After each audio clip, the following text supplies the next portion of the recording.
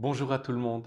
Dans le cadre du processus synodal qui va s'ouvrir le 17 octobre prochain et qui est voulu par le pape François, je me suis dit qu'il était important aujourd'hui d'apporter quelques précisions sur le mode d'intervention, de synodalité, d'échange et de pensée que nous vivons non seulement dans l'Église, mais surtout dans la société.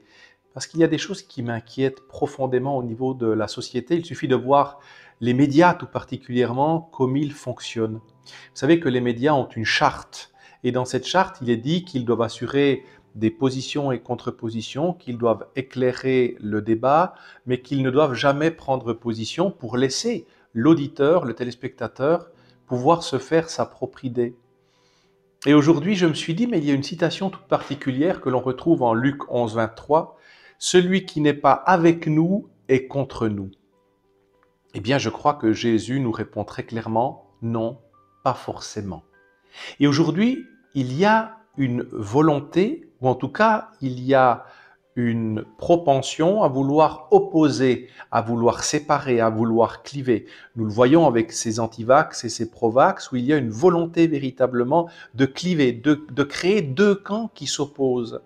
Cette dynamique est d'autant plus inquiétante que dans les médias, lorsqu'on donne une tribune à quelqu'un qui n'est pas dans ce sens de cette pensée unique, qui veut proposer automatiquement une voie très claire, et c'est toujours quelque chose de très délicat que d'avoir une voie extrêmement claire dans une pensée, que ce soit une nature théologique, une loi naturelle. Je pense que, en tout cas en tant que croyant, elle est immuable.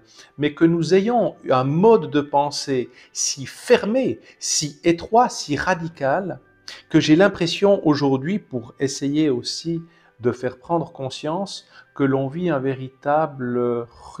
véritable rupture, un rapt de la pensée, que l'on vit un fascisme de la pensée aujourd'hui. Celui qui ne pense pas dans le sens du monde, dans le sens de ce qui est l'ordre de la bien-pensance, qui est souvent l'ordre du fantasmé, qui n'est pas l'ordre du réel, eh bien, on va l'inviter sur des plateaux où on va lui laisser une tribune pour parler d'abord, mais surtout pour tout de suite le contrecarrer, pour le diaboliser et pour le faire taire. Mais par extension, une injonction pareille, un message contraignant pareil peut dire et peut faire naître dans l'auditeur cette réelle peur de dire, mais donc si tout le monde propose d'aller dans ce sens-là, moi je n'ose pas aller et proposer un contresens. Et c'est ça aujourd'hui qui est terriblement dangereux. C'est dans cette société où l'on n'est plus dans une société de vouloir réunir, de vouloir comprendre, de vouloir trouver des domaines de médiation et d'entente, dans le fond, d'essayer de se réunir sur ce qui est la base de notre relation, mais de tout de suite partir dans des sujets clivants qui séparent les personnes. Séparation, diabolos, le diable. Nous devons faire attention à cette notion-là. Et aujourd'hui, il y a un réel risque de l'opposition. Aujourd'hui, nous voyons, et j'en parle régulièrement, il y a une opposition de plus en plus claire entre l'homme et la femme, alors que nous devrions travailler à cette communion, à cette complémentarité entre l'homme et la femme. Il y a cette séparation de plus en plus nette entre les générations anciennes que l'on aimerait faire taire, que l'on aimerait même ridiculiser ou oublier. Il y a tout un patrimoine de traditions que l'on essaie aujourd'hui de marginaliser en disant c'est obsolète, maintenant il faut qu'on aille de l'avant, qu'on fasse autre chose. Il n'y a plus de nuances. Et du moment qu'on inculque ça à nos enfants en disant dans le fond ce qui est vieux c'est automatiquement obsolète, c'est leur faire prendre conscience et les pousser à refuser un patrimoine spirituel, moral, sociétal. Et c'est extrêmement dangereux. Dans le fond, c'est créer une société hors sol, une société qui n'est plus liée à une loi naturelle, à quelque chose qui ne passe pas. Ce que l'on appelle cette loi naturelle, c'est la loi de Dieu, c'est l'anthropologie humaine, l'anthropologie qui aujourd'hui est la plus mise à mal.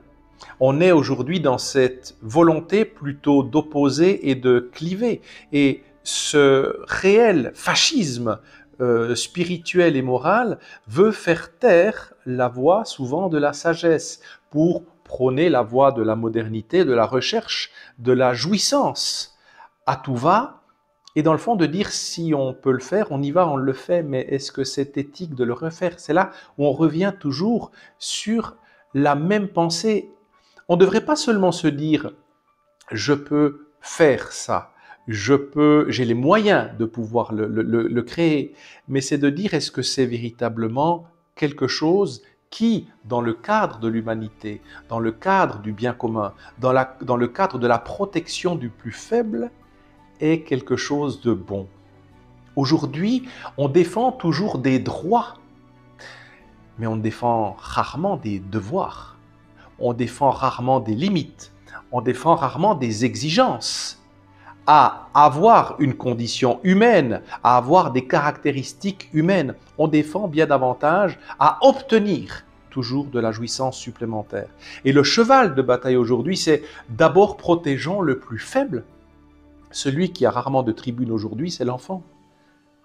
De tous les côtés maintenant, il y a une mercantilisation de l'être humain, une instrumentalisation des pensées. On ne défend plus le droit de l'enfant, mais on défend le droit à. J'ai le droit à obtenir. Et je crois que c'est ça, ces frontières aussi idéologiques. Et ce qui est très dangereux aujourd'hui, c'est que cette société qui veut dans le fond qu'on nous dise soit tu es avec nous, soit tu es contre nous pousse à accepter pour finir l'inacceptable. Parce que les médias, parce que la pensée qui semble dominante, ou en tout cas celle du grand capital qui prend la parole, est une pensée qui n'a aucune nuance. C'est une pensée qui ne prend aucun facteur de risque. C'est une pensée qui dit au nom de, on a le droit.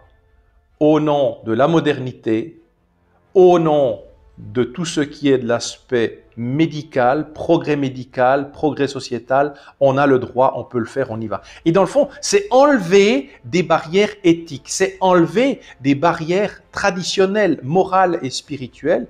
Et ça, c'est extrêmement dangereux. Vous savez, quand on entendait encore, c'était Sartre, sauf erreur, qui disait « Notre Père qui es aux cieux, restez-y », j'ai l'impression qu'aujourd'hui, c'est ça. On nous dit, voilà, soyez dans votre chair, vous avez le droit de croire. Vous avez le droit de dire ce que vous voulez parmi vos initiés, parmi ceux qui vous écoutent. Mais s'il vous plaît, taisez-vous à l'extérieur. Et je crois que la voix aujourd'hui du chrétien, c'est une voix qui doit se faire entendre dans la société. Ce n'est pas une voix de l'opposition.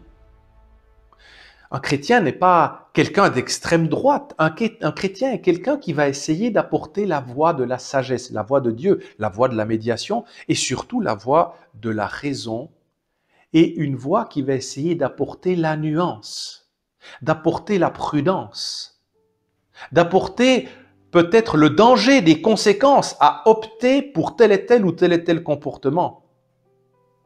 Et que ce soit toutes les dernières votations, il y a une certaine frilosité, parce qu'on fait tout au nom de l'amour. Mais quel est le véritable amour?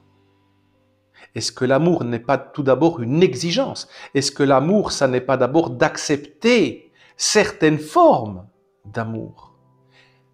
Aimer le chocolat, c'est très bien. Mais si j'en mange 500 grammes par jour, il y a des limites. Aimer des enfants, c'est bien. Mais il y a la manière de les aimer. Et lorsqu'on voit les déviances que l'on peut vivre dans notre société, qui instrumentalisent, qui marginalisent, qui pervertissent même l'enfance d'aujourd'hui, je crois que c'est là où il faut apporter de la nuance. La complémentarité entre l'homme et la femme, merveilleux, reconnaître l'homme à son image, la femme à son image, l'adjonction des deux, la merveille que complètent les deux sexes, sans vouloir les opposer.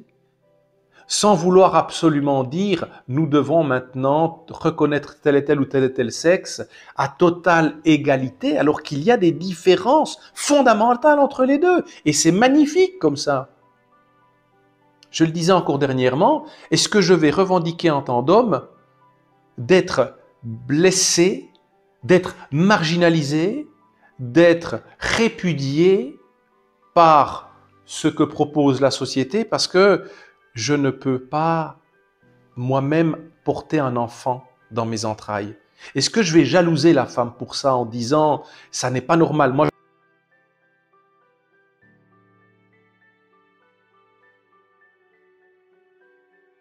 quelque chose que nous devons absolument aujourd'hui stopper. Cette folie de la pensée d'opposer, de cliver, sans nuance, sans prudence, en disant soit vous êtes pour la modernité et vous acceptez tout, le packaging, le paquet, la somme de cette modernité que l'on vous impose, non pas qu'on vous propose, mais qu'on vous impose, ou soit vous êtes un vieux rétrograde, vous êtes quelqu'un qu'il faut faire taire, vous êtes quelqu'un qui est dans l'obsolescence programmée.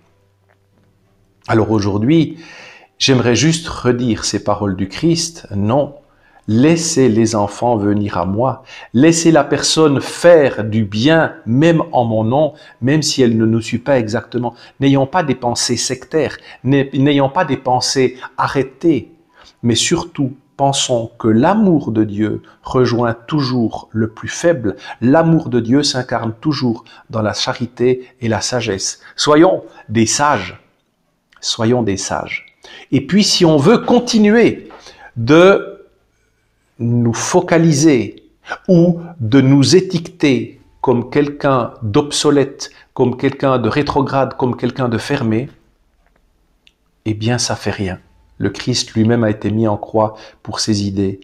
Il faut simplement continuer de proposer envers et contre tout la voie de la sagesse, de l'incarner et puis de continuer à éveiller les consciences. Je regrette aujourd'hui, beaucoup d'émissions, beaucoup de médias sont des médias d'abrutissement et de propagande et n'assurent plus du tout une saine instruction des consciences, une saine élévation de notre spiritualité. Aujourd'hui, j'ai l'impression que tout est ramené à l'instinct, à la bestialité, à l'animosité. Et je trouve que ça, dans une société qui se dit moderne et développée, est un signe très grave d'aliénation. Aujourd'hui, puissions-nous réveiller les consciences, leur refaire prendre sens de leurs valeurs, de leurs origines et de leurs finalités, qui ne sont pas ici-bas. Que celui qui a des oreilles entende.